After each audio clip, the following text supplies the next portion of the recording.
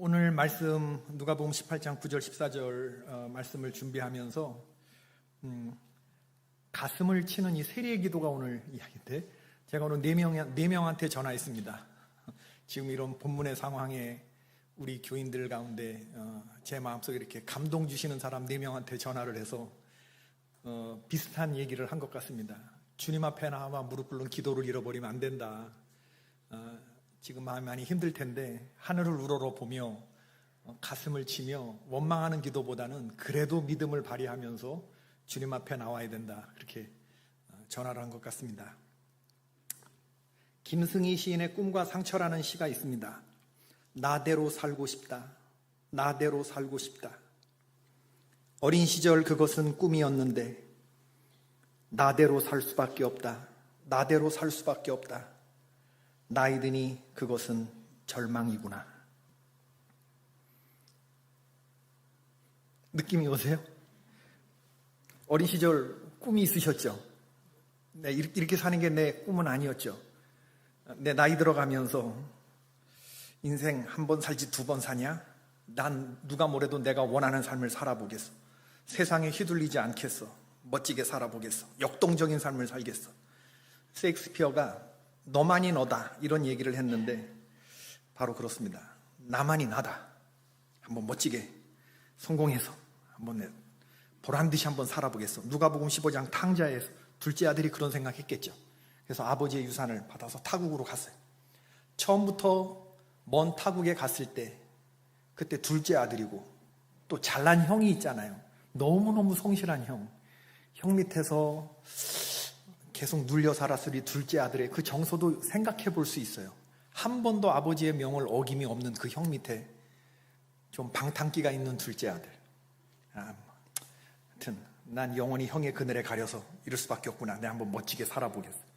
처음부터 탕진하려고 하는 사람이 어디 있겠어. 근데 본성이 그렇다 보니 어쩌다 보니 허랑방탕의 길로 들어섰고 엎침 대 덮친 격으로 큰 흉년이 들어서 완전히 궁핍하게 됐고, 여러분 탕자가 몰락해 가는데 타국 백성 중 한 사람에 붙어 살게 되는데 그가 탕자를 들로 보내어서 돼지를 치게 했다. 그리고 돼지가 먹는 쥐염 열매를 먹으면서 배를 채우게 되는 형편까지 가는데 여러분 돼지는 아무나 칩니까? 자기 태생이 금수저인데 아버지 밑에서 무슨 고생을 했겠어요. 그런데 그 돼지 치는 일까지 하려고 했다는 거 보면 참 이 탕자는 내가 원했던 것이 이런 식의 삶이 아니었을 텐데 인생의 짧은 시기에 단맛, 쓴맛, 짠맛, 신맛을 다 깨달아요. 그리고 정신도 빨리 차립니다. 세상에 치이고 사람에 치이고 재기불능의 펀치를 맞아가면서 세상의 비정함을 맞게 되죠. 그런 거 보면 이 탕자, 누가복음 15장에 나오는 탕자는 뭐 방탕기가 조금 있어서 그렇지 애는 착혀. 애는 착했던 것 같아요. 아주 많은 사람들이 이 탕자와 같은 삶을 삽니다. 사람들은 다 안 괜찮아요. 안 괜찮은 삶을 겉으로 볼 땐 다 멀쩡해 보일 뿐이지, 씩씩해 보일 뿐이지, 잘 견디는 것처럼 보일 뿐이지 어느 한순간에 무너져. 강한 사람은 아무도 없어요. 오늘 세리, 남들이 볼 때는 성공한 사람인데 이와 비슷한 상황 속에 있고, 그가 왜 가슴을 치면서 기도를 했을까? 왜 탄식하며 눈물로 그렇게 기도를 했을까? 가슴이라고 하는 것은 이 죄의 자리입니다. 가슴을 쳤다는 것은, 여러분 이 가슴 쳐본 적 있으세요? 진짜로? 가슴 쳐본 적 있으세요? 이게 남자들이 잘 되는 게 아니거든요. 나는 말할 수 없는 죄인입니다. 이거 인정하는 행위거든요. 다만 가슴을 치며, 어떤 선교사님 말씀하시는데 중동 문화에서 남자가 가슴을 치는 행위는 매우 드문 행위라는 거예요. 여자들은 안타까운 일이나 누군가를 애도할 일이 있을 때 여자들은 많이 가슴을 치는데 남자들은 그렇게 가슴을 치는 건 특별한 경우에 한 거예요. 예를 들면 이라크 시아파 사람들은 사담 후세인의 기일에 맞춰서 1년에 딱 한 번 가슴을 친답니다. 아주 특별한 경우에 한 번 치는데 지금 이 세리가 가슴을 치며 성전에 멀리 서서 기도했다고 하는 것은 막 그 당시의 사회적인 관습이나 부끄러움마저도 이겨낼 정도의 간절함이 그에게 있었다. 그렇게 우리가 볼 수가 있는 거죠. 세리라고 하는 직업은 죄인의 직업으로 인정되던 시기였습니다. 직업이 떳떳지 못해요. 오늘날 세금 공무원은 돈을 많이 벌지만 당시는 로마를 위해서 세금을 거두는 세리는 마치 삭개오처럼 유대인들 사이에서 경멸의 대상이었죠. 사람들은 그를 민족의 배신자, 로마에 빌붙어서 로마에 내는 세금 외에 자기의 배를 불리기 위해서 추가로 돈을 더 뜯어내는 민족의 배신자 손가락질을 했고, 그들은 아브라함의 자손이 될 수 없을 거라고 했습니다. 그들은 하는 일만으로도 죄인이라고 느껴졌죠. 근데 아주 부자였을 것이고 좋은 집에서 살았을 것이고 가족들도 풍족하게 부유하게 살았을 거예요. 그런데 그 세리의 마음속에 이런 가슴을 치는 가난한 심령이 자리하고 있다. 하나님이 찾으시는 상한 심령이라는 생각이 듭니다. 죄가 뭔지 모르는 사람, 죄를 짓고도 죄를 감추며 살아가는 사람들.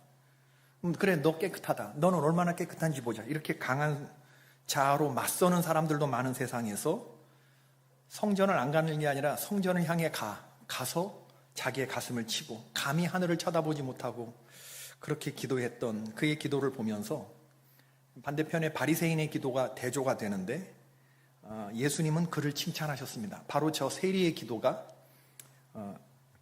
하나님의 의로움을 입고 그리고 돌아갔다.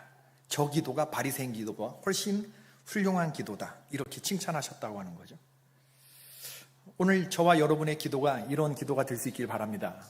우리가 은혜의 강가에 나왔잖아요. 십자가 은혜의 강가로. 저 십자가의 강가로 나오신 거죠.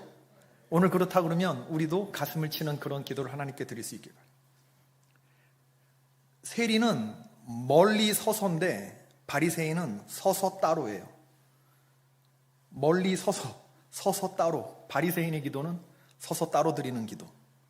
세리 기도와 대조되죠. 감사 기도를 하기는 해요. 하나님 감사합니다. 난 토색하지 않았다. 욕심을 부리지 않았다. 불의한 자가 아니다. 나는 칠계를 범하지 않았다. 간음하지 않았다. 이 옆에 있는 세리와도 다른 사람이다. 나는 일주일에 2번씩 금식한다. 11조도 매달 꼬박꼬박 나는 아주 정직한 11조를 하고 있다. 이런 기도를 하는데 따로 서서 기도했다는 것은 큰 소리로 기도했다는 거예요. 다른 사람들이 다 들으라고. 그리고 자랑할 것이 많으니까 기도도 길어요. 기도도 길어. 그리고 자기를 다 자랑하. 예수님은 이 바리새인의 기도를 칭찬하지 않았습니다. 의롭다 하심을 입지 못하고 성전을 내려간 기도죠. 하늘에 상달되지 못한 기도. 그럼 바리새인의 기도에는 뭐가 문제인가? 그냥 감사 기도로만 끝냈으면 좋았을 뻔했는데 자기의 자랑이 들어가 있어요. 자기의 의로 충만해 있습니다. 주어가 하나님입니까? 자기입니까? 나는 이렇게 했고 나는 이렇게 했고. 기도가 하나님께 매달리고 하나님을 주어로 놓는 게 아니라 큰 소리로 따로 서서 기도하면서 나를 드러내는 그런 기도를 했다. 하나님 의식하는 거예요? 사람 의식하는 거예요? 사람을 의식하는 기도를 드렸던 거예요. 나는 구원받기에 합당한 사람이야. 내가 구원받지 않으면 누가 구원을 받을 수 있겠어? 여러분, 나의 기도를 들으시오. 내 기도는 하늘에 상달되려고 하는 것이 아니라 옆으로 퍼뜨리려고 하는 기도죠. 나는 일주일에 2번씩 금식한다. 너희들은 몇 번씩 금식하냐? 이런. 나는 간음하지 않았다. 너희들은 지금 마음속에 음욕을 품고 살지고 막 간음하고 다. 난 그런 거 안 했다. 난 토색도 안 했다. 이런 사람이 어디 있냐? 사람 들으라고 하는 그런 기도. 기도의 핵심, 자신의 부족함을 회개하고 하나님의 은혜를 구하고자 하는 마음이 지금 결여되어 있습니다. 절대적으로 하나님을 의지하려고 하는 그런 마음이 없이 이 바리새인의 기도는 기도가 아니라 선포에 가까운 그런 이야기를 하고, 자랑, 의로우니 칭찬받아야 한다. 나를 스스로 구원의 반열에 올려놓고 신앙이 깊은 척하지만 이 사람은 실상 가장 얕은 단계에 머물러 있는 거죠. 하나님 나라는 그는 자기가 하나님의 백성이라 생각하지만 실상 그에게 있어서 하나님은 너 착각하지 마. 하나님의 나라가 너에게서 멀리 있어. 너 가난하구나. 너 눈이 멀었구나. 주님이 라오디게아 교회에 아마 하셨던 말씀을 이 바리새인에게 했을 것 같습니다. 여러분, 공로보다는 심령입니다. 수고보다 심령입니다. 기도하면서 나의 공로와 수고를 드러내지 말고 하나님을 찾고자 하는 여러분의 진심과 전심을 드러내시기를 축원합니다. 바리새인의 드러내는 이 공로와 수고보다 주님을 찾고자 하는 간절한 열망이 우리 주님을 만나고 돌아갈 수 있는 전제 조건이 되는 거죠. 오늘 성전에 들어오는 사람들의 예배자의 마음이 어때야 하는가를 보여줘요. 그건 뭐냐? 상한 심령, 심령의 가난이 있어야 하나님을 만나고 의롭다 하심을 받을 수 있다라고 하는 거죠. 그럼 이 심령의 가난이라는 건 뭐냐? 이방 백성의 종으로 들어가서 돼지를 치고 쥐염 열매를 먹는 어떤 생활의 궁핍함, 뭐 이렇게 생각되는 그런 단계 아니고, 가난을 느끼는 시점 말하는 거 아니고, 가난의 강도가 점점 세져가는 거 아니고, 절대적 빈곤 상태에 이르는 것도 아니고, 그 가난이 어떤 가난이냐, 이게 생활의 가난이냐 아니면 나의 심령의 가난이냐, 그런 거 다 봐야 된다고 하는 거예요. 탕자가 이제 내가 이방 땅에서 줄여 죽는구나, 가난의 극에까지 갔는데, 가난하다고 사람의 마음까지 가난해지는 건 아니잖아요. 어떤 가난이냐, 그의 지금 심령 상태가 어떻게 되어 있냐. 가난해졌다고 심령까지 강팍해지고 가난해지는 건 아닙니다. 심령까지 가난해지는 것은 아닙니다. 오히려 심령의 가난으로 인해서 사람들은 더욱 강팍해질 수 있죠. 가난해졌다는 것이, 생활이 가난해졌다는 것이 사람의 심령을 가난하게 만들지 않고 오히려 더 강팍하게 만든다.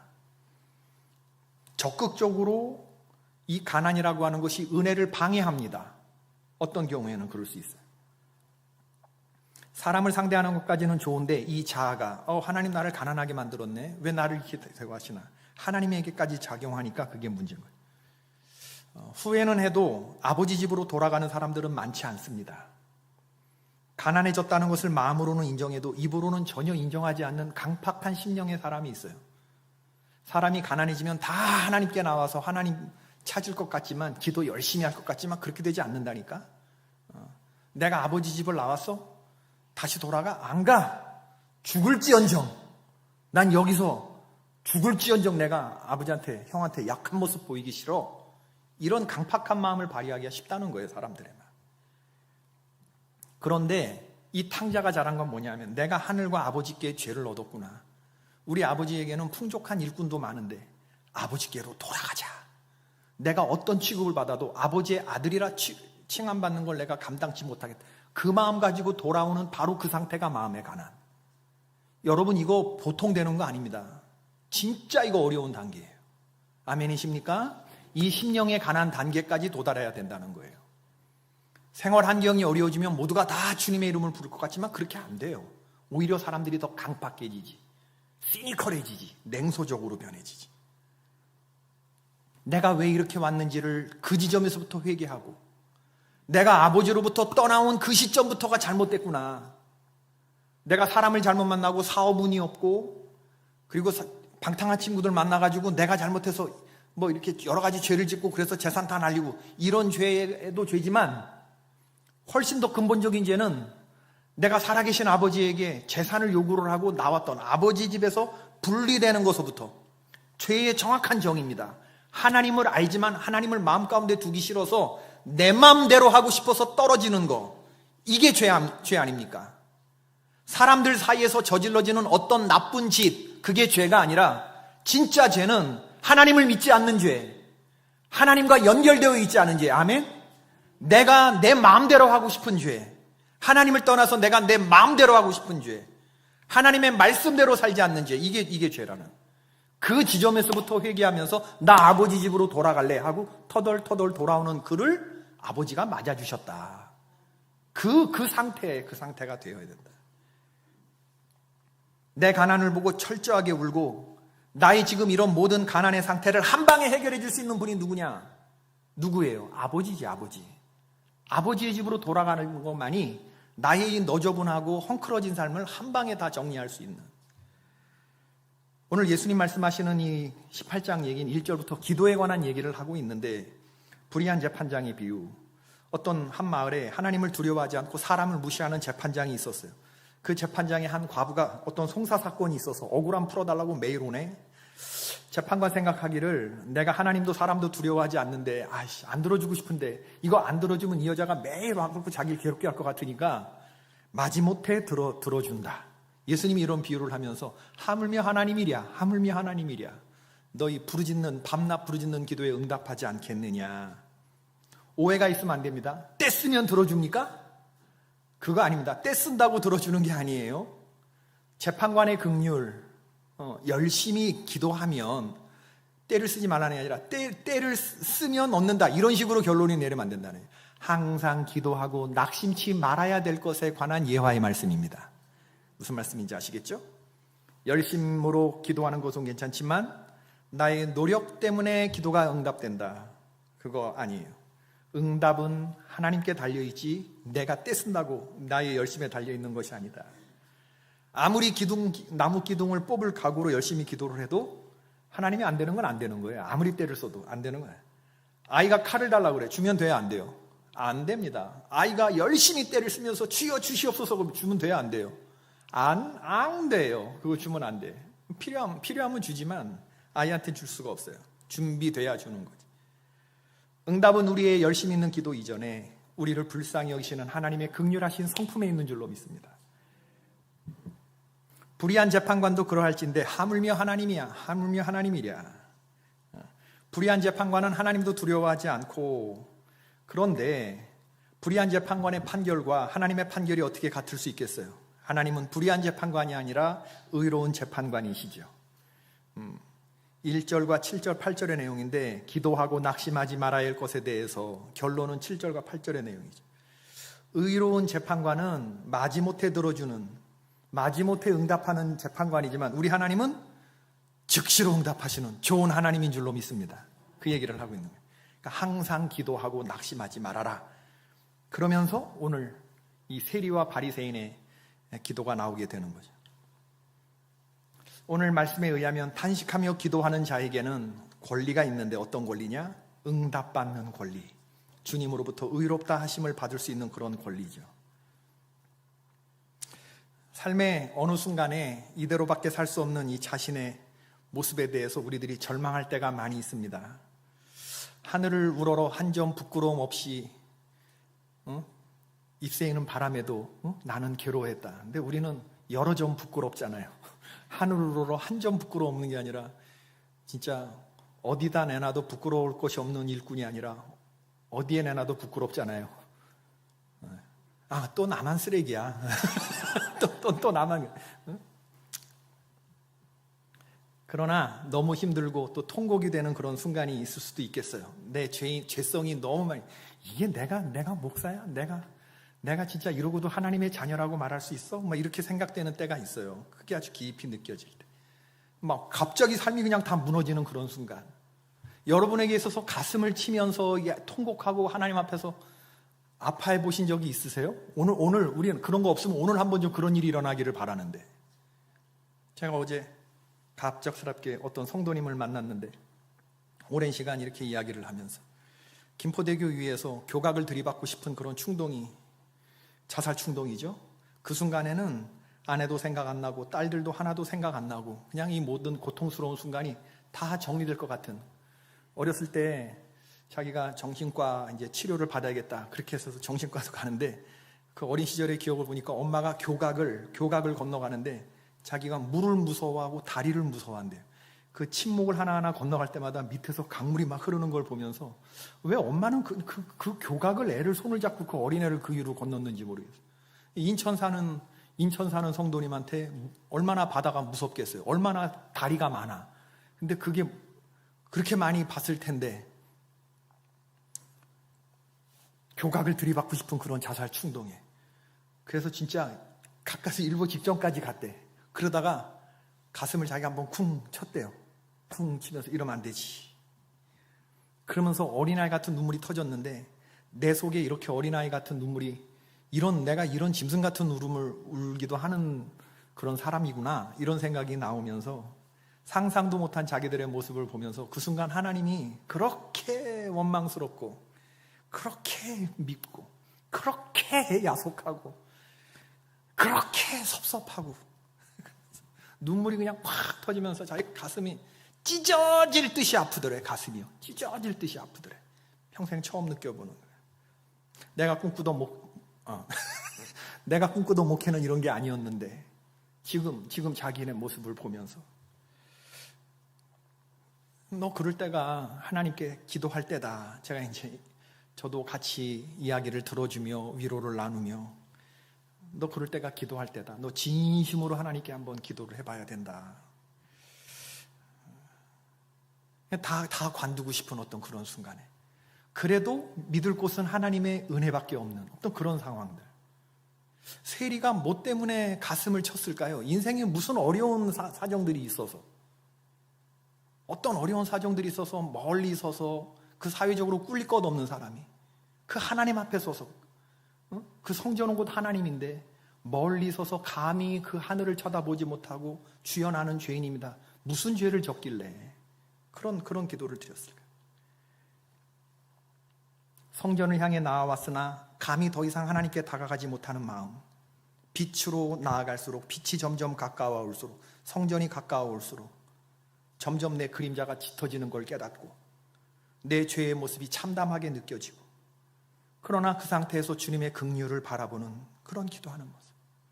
앞으로 나오지 못하고 저 끝자리에 앉아가지고 그저 가슴을 치면서 기도하는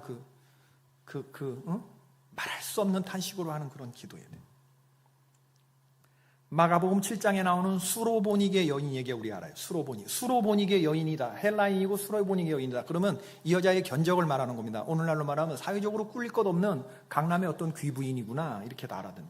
지식인이었겠구나. 근데 아들이 흉악한 귀신병에 들렸다. 딸이 귀신병에 들렸죠. 그래서 귀신 쫓아내달라고 예수님께 나왔는데 그때 예수님 하셨던 말씀이 너무 매몰차잖아요. 예수님이 뭐라고 얘기를 했어요?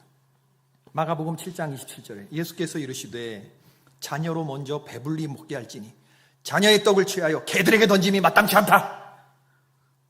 이 수로보니게 여인의 얘기가 평행 본문이 마가복음이 아니라 또 마태복음 15장 21절에 한마디 더 하시는데 여기서는 분명히 이건 예수님 인종차별적 발언을 하십니다. 예수께서 대답하여 이르시되 나는 이스라엘 집에 잃어버린 양 외에는 다른 데로 보내심을 받지 않았다. 넌 나의 축복의 바운더리에 있는 유대인이 아니야. 넌 이방인이야. 이런 얘기를 하셔요.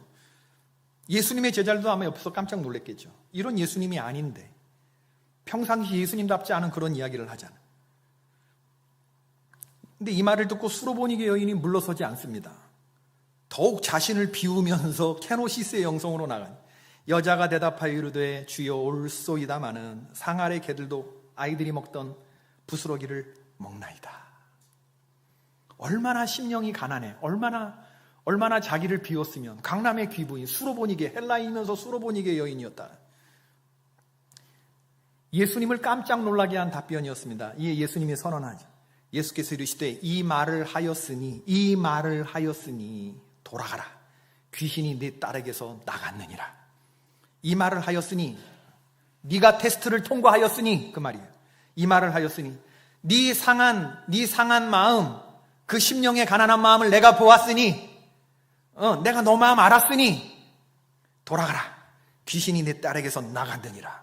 보지도 않았는데 귀신이 쫓겨나는 역사. 와, 우리 주님의 이런 은혜를. 여자가 집에 돌아가 본즉 아이가 침상에 누웠고 귀신이 나갔더라. 아멘.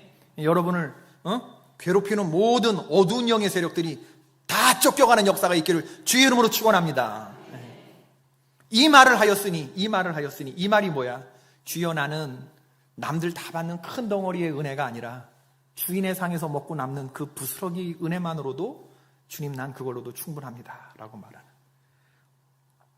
아니 고쳐주기 싫으면 싫다고 말을 하지 왜 인종차별적인 말을 할 거지 그래요? 이럴 수 있잖아. 근데 그렇지 않았어요. 이 여인이 은혜로운 자아를 맞세우고 그런 상황일 수도 있었는데 그렇게 하지 않아요. 이미 그녀의 마음속에 간절함이 있어요. 목마름이 있어요. 겸손한 마음이 있어요. 비워진 마음이 있어요. 이 모든 마음은 은총을 담기에 충분한 그릇입니다. 그 충분한 은혜를 담을 만한 빈 그릇으로 준비되어 있는 거예요. 오늘 여러분과 제가 기도하면서 이 마음이 준비될 수 있었으면 좋겠습니다. 하늘을 감히 쳐다보지 못하는 마음은 누구보다도 더 멋지게 하늘을 쳐다보는, 하나님을 쳐다보는 마음입니다. 죄인들아 나아오라. 주홍 같고 진홍 같은 죄들아 나아오라. 오라 우리가 서로 변론하자. 너희 죄가 주홍 같고 진홍 같을지라도 흰 눈처럼 양털처럼 희게 될 것이다. 말씀을 맺겠습니다. 무전을 하려면 제일 중요한 게 상대방과 주파수를 맞는 거예요. 주파수를 맞추는 거. 주파수 맞추지 않으면 무전기 볼륨을 올리거나 애타는 마음으로 소리 질러봤자 전달돼야 안 돼요. 안 된다고. 서로 주파수가 맞아야 깨끗한 소리로 들을 수 있는 거예요. 기도하기 전에 주님과 주파수를 맞추는 것이 제일 중요하다. 주님이 찾으시는 여러분 마음속에, 우리들 마음속의 주파수는 상한 심령, 심령의 가난함, 우리의 가슴을 치며 주여 나는 죄인입니다 라고 말하는 우리가 멸망하는 게 죄인이어서 멸망하는 게 아니라 회개가 없어서 멸망하는 거잖아요. 주님은 그냥 다 모든 사람이 죄를 진 거야. 우리가 죄인인 거 다 알아요. 그러나 가슴을 치는 진지하고 절절한 회개가 있는 사람의 기도를 주님이 의롭게 여겨주시는, 구약 성경에 등장하는 다윗의 범죄를 한번 생각해 보세요. 파렴치한, 어떻게 그렇게 간음죄, 살인 교사죄, 하나님 보시기에 악하였더라, 여호와 보시. 그런데 하나님이 왜 그를 높여주셨는지 모르겠어요. 왜 그를 이스라엘의 전무후무한 왕으로 하나님의 목적에 합한 자라고 말씀해 주신지 모르겠어요. 다윗의 회개 눈물의 기도 내용을 보세요. 딱 하나님 멀어지는 바로 그 지점에 대해서 회개해요. 물론 우리아의 가족들과 밧세바의 이런 친척들, 내가 범죄한 그 피해자의 가족들, 배상도 하고 손해배상도 하고 다 해야 되겠지만 그런 얘기는 없어. 중요하지 않아서 간과했다는 게 아니라 우선 하나님 앞에 나가서 기도하는 회개기도. 여호와가 구하시는 제사는 상한 심령이라. 주여 나에게 구원의 즐거움 회복시켜 주시고 자원하는 심령 주시고 주의 성신을 내게서 거두지 말아달라. 눈물로 침상을 뛰면서 하나님하고 쇼부 봅니다. 사람하고 쇼부 보는 건 그건 두 번째 문제. 첫 번째, 하나님 떠나왔던 바로 그 지점에 대해서 탕자처럼 하나님 앞에 나가서 하나님하고 딜을 하고 하나님 앞에서 얻어맞든지 아니면 하나님으로부터 긍휼을 얻든지, 채찍 맞아 아파도 내 주님의 품에서 나 살기도 하고 죽기도 할 것이다. 그의 품 안에서 절망도 하고 그의 품 안에서 소망도 가지리라. 이런 그 간절한 어떤 이런 모습들이. 하나님이여 상하고 통회하는 마음을 주께서 멸시하지 아니하시리이다. 시편 51편 17절. 하나님이 구하시는 제사는 뭐예요? 상한 심령이라. 하나님이 구하시는 제사는 상한 심령이다. 우리에게는 상한 심령으로 주님 앞에 나아가면 용서함 받을 권리가 있고 하나님이 그 마음 가장 좋아하시죠. 오늘 현실이 애달파서 통곡하는 마음이 있으세요? 나이가 드니 나대로 살 수밖에 없는 절망. 어렸을 때 내가 꿈꾸던 건 소망이었는데 나이 드니 이대로 살 수밖에 없는 그것은 절망이구나 하시는 분들이 있어요? 오늘 그 모습으로 주님 앞에 나가십시다. 그렇지 않으면 지난주에도 오고 지지난주에도 오고 오늘도 또 나온 하나님, 이런 내가 복받지 않으면 누가 못 받겠습니까? 뭐 이렇게 당연하게 생각하는 마음, 바리새인과 같은 마음, 그건 높은 마음이고 하나님을 기대하지 않는 마음이고 나로 가득 차 있는 마음이다, 그 얘기죠. 오늘 세리와 같은 기도를 드릴 수 있게 되기를 바라고, 불의한 재판관도 들어주시는데 하물며 우리 하나님이 밤낮 부르짖는 당신의 성도들의 기도에 응답하지 않을 리가 없다. 이 약속을 믿고 찬양 하나 하고 그리고 우리 기도를 하시겠습니다. 비준비하시니 이 내용인데 가사가 좋아요. 주님은 상한 자를 고치신다. 별들의 수를 세신다. 별들 하나하나 그 하늘에 많은 뭇별들의 이름을 세신 하나님이 사막과 같은 그런 삶 속에서 비를 준비하고 계시고 있다. 잠시 뒤에 큰 비의 좋은 소식이 있을 것이다.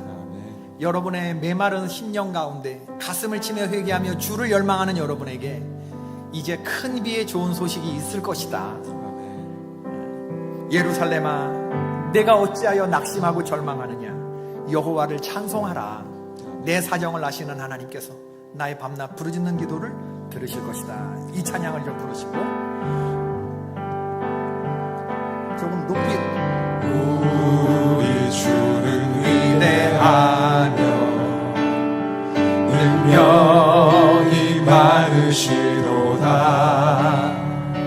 그의 지혜 무궁하며 인자는 영원하도다. 상한 자를 고치시며 상처를 싸매시도다. 별들의 수를 세시며 이름을 부르시셨도다. 그가 구름으로 하늘을 덮으시며 땅을 위하여 준비하시니 예루살렘아 여호와를 찬송할지어다. 내 하나님